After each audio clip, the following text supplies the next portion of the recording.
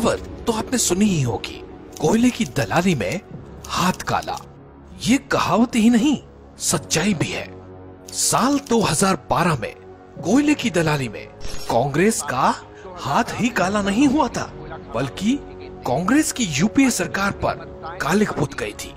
बेहद सस्ती कीमतों पर खदानों से कोयला निकालने के ठेके निजी कंपनियों को दिए गए।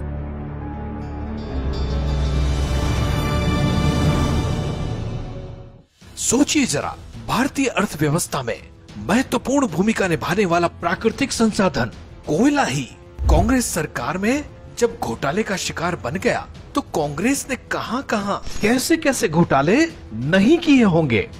बहरहाल कोयले पर लौटते हैं। कांग्रेस नीति यूपीए सरकार के मुखिया थे मनमोहन सिंह।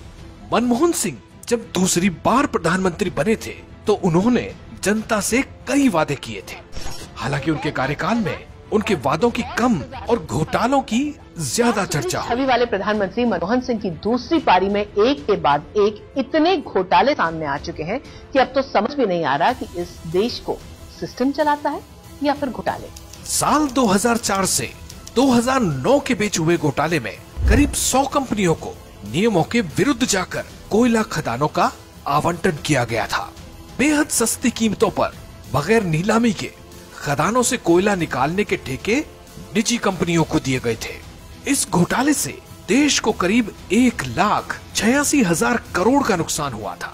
इस घोटाले में कैग ने तत्कालीन सरकार पर मनमाने ढंग से सार्वजनिक और निजी क्षेत्रों की कंपनियों को कोयला भंडार के गलत आवंटन की बात कही थी। कांग्रेस ने कोयला कंपनियों के साथ मिलकर जो खेल खेला था, उससे न सिर्फ देश को आर्थिक नुकसान हुआ था, बल्कि देश की छवि भी खराब हुई थी।